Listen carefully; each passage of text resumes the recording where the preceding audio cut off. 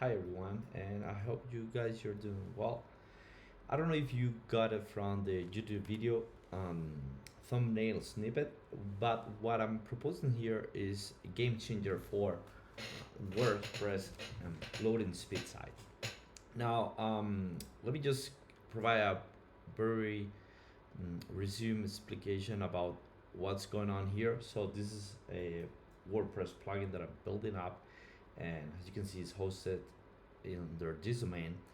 And so initially, what I want to do before run out this is to test it out. So I'm gonna explain in this video how that thing works, what are the key points, and how you can install it on your site and how you can test it. And then I hope to get your feedback. So that's it. That being said, let me just go ahead. So I will go ahead and come to a, this is another site owned by me. So I'm gonna come here and I am going to inspect this on site speed.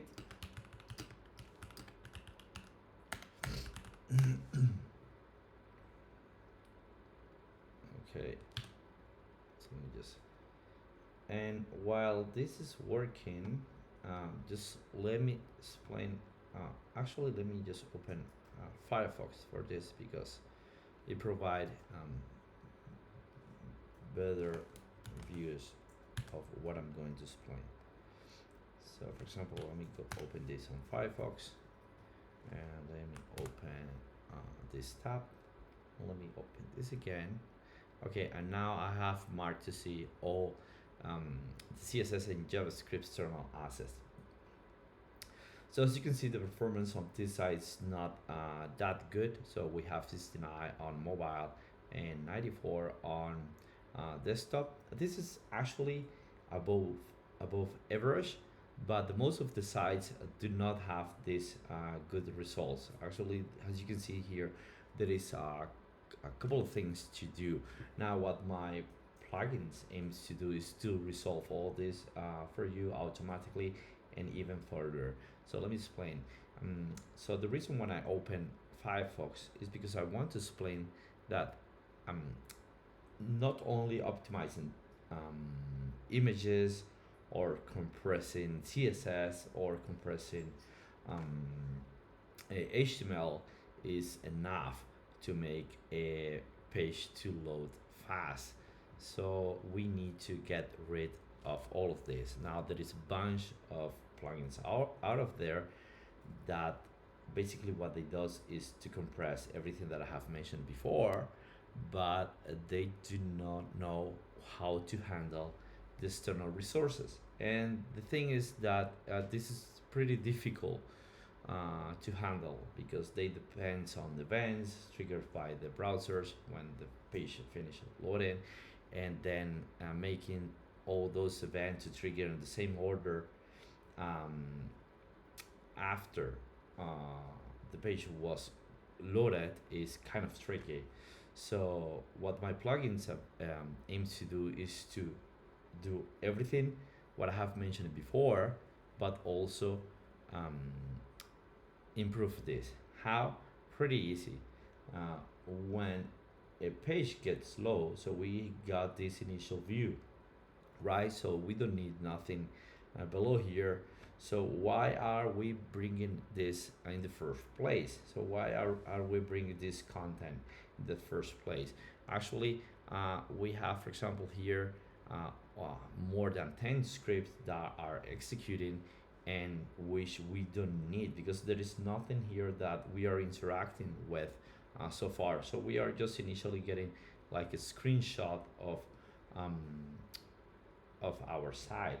Now, thing is that what my plugin does is to get all this HTML initially, and then after the user start interacting with the page, then we get all these external resources and script. We just got it loaded, but just after users start hovering or scrolling the site. Now, the improvement is massive. Let me show you. So let me just come here and hopefully I'm incognito. Yes. So I'm gonna go to webspeed.ai is where my plugin is. Again, this is under development, so do not pay too much attention to this placeholder. Again, I'm just trying to get a couple of people to test the thing out. So just click here where it says subscribe now. If you don't want to provide your email or whatever, do not worry. Just let me a comment on your on the YouTube channel, and I'm gonna be happy to share the plugin file there. So I'm gonna say just customer one at amat.com. Okay, there, there, and I'm gonna say sign up now.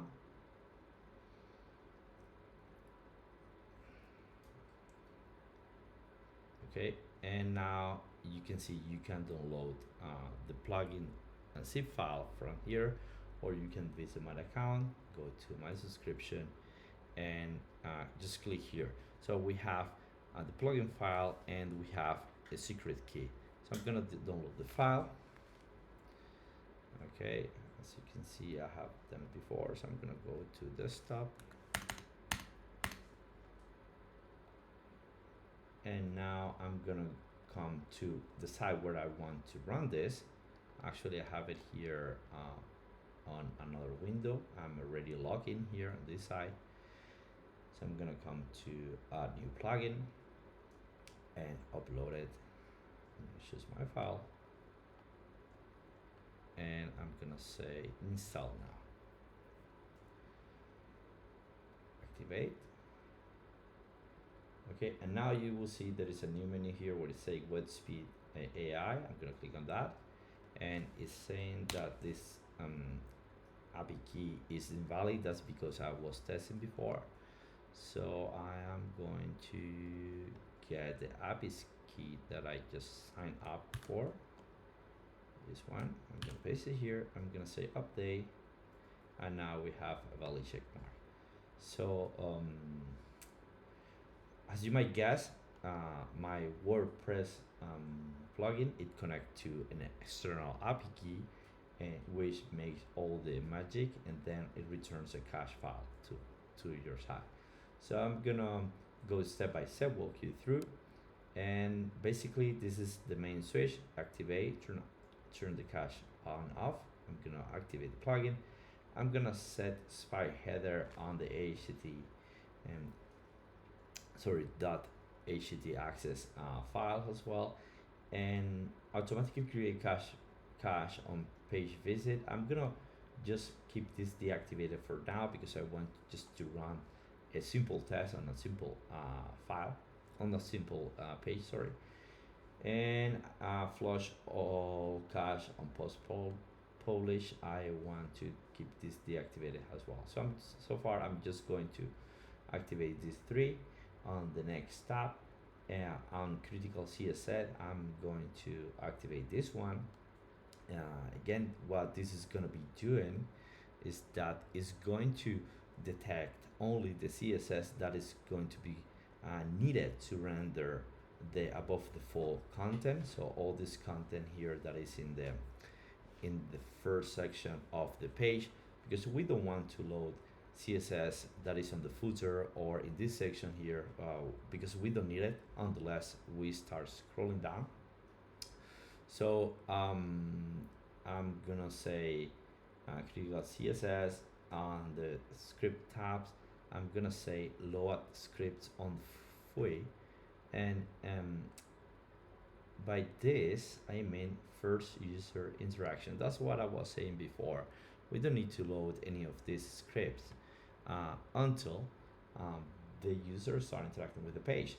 In the worst case, the user need to click a button or something, and that button might need a script to be loaded in order to do something, probably show a pop-up or something. Then before clicking on the button, he has to move the cursor to where the button is. So that's where we load this. So when the user get here, everything got loaded. But if I just refresh the page, any of this sub should be loaded, because we don't need it. So we just need to Google to get this information. But for the interactions, we need that the user to move to where things are before. So I'm gonna say load script on Fui. There is a couple of exceptions, as you can see. I recommend you to keep it like that, unless you know what you're doing. And I'm gonna say modify external script. Yes, why not? And there is a couple of exceptions for external script as well. As you can see, most of them are payment gateways in case you're using WooCommerce or whatever. So on the font section, I'm gonna say yes, I want to load fonts on Fui. So I want to load fonts after first user interaction. So external fonts are here for the website to look awesome, but they delay the page loading speed. So we better or initially use a browser defined font like any kind of sans serif or serif font, and then after users start interacting with the page, then we just replace that font with the font that it was defined. As you can see, on if you use this option, you will see a little switch when users start interacting, but trust me, it's worth it to do it. Now, load font awesome icons on after for user interaction. I recommend to leave that off. And then on the images tab, I want to resize images. What does that mean? For example, let's say this image is, we just need here to be 580 pixels by 532, but then in real life, the file that this IMG tag is referring is a super big file with a huge resolution. So and we're wasting all that. So this guy here is gonna detect the rendering size of this actual image, and it's gonna resize it for us automatically. I also want to compress SVG, and I also want to convert images to web. So, you know, web is a very modern web format, and which you can get no web image format, you can get very high compression rates. Now web quality rate, I recommend it to let it on 80. Again, if you know what you're doing, you can increase this. And largest image paint web quality rate, and by that I mean the images that are rendered above the fold. So you can define the compression rate of the images on the entire page, and you can set a different compression rate for those images which are going to be rendered above the fold. Now, something that is worth mentioning here. So let me finish. Just let me. We're gonna keep this turn off. Again, this is a feature that probably I'm gonna be removing in the future. I need to circle back to this and optimize only above the fold images. No, I want to optimize all the images. I'm gonna explain you why, not only this. Okay, so now that I got to the bottom, I'm gonna explain why on only this, because I'm doing two things here.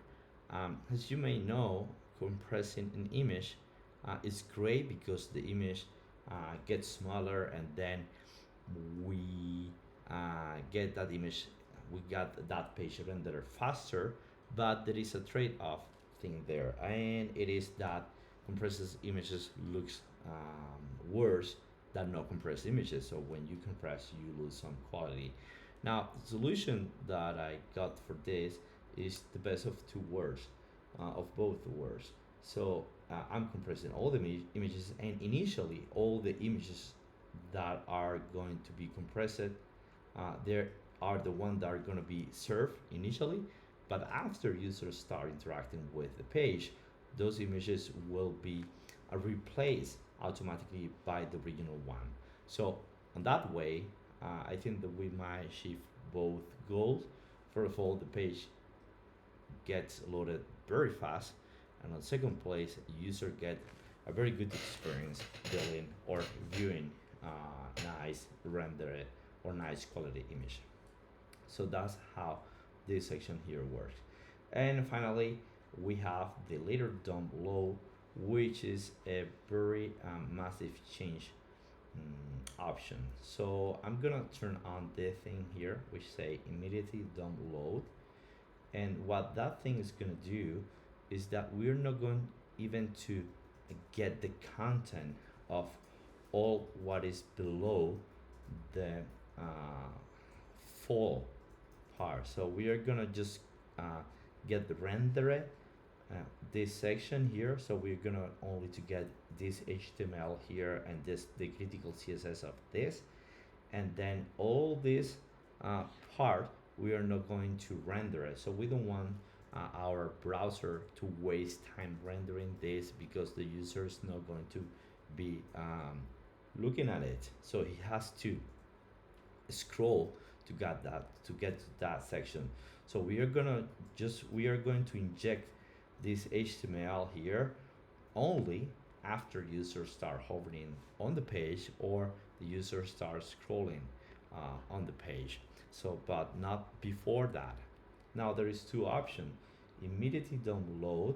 It means that the content of this section here are gonna be sent on the first request of the page, but it's gonna be stored in template element, and then it's gonna be injected there immediately with JavaScript. And the lazy download, if I use this option instead of this one, so this content here is not going to be even sent right on the initial request, but after users start interacting with the page, either hovering or scrolling, then there is going to be an JavaScript application which is going to make an Ajax call back to the server. It's going to request this content, and the server is going to send back, your server is going to be sending back the content, the remaining content. Now that option, as you might guess, you could, if the user scroll too fast, he can see like a loading icon here, because there is a delay between the browser and the and the Ajax call back to the server. He needs probably 1-2 seconds to send the data. So that's why I use this option before, in which the content is sent, but it's not sent as plain HTML. So the trick here is, that actually there is not impact by sending the HTML. There is not impact by sending all the HTML of the page or just a part of it. So that's not the big deal. The big deal is that the browser take much more time to render a full HTML page instead of rendering just a part, like the above the full part.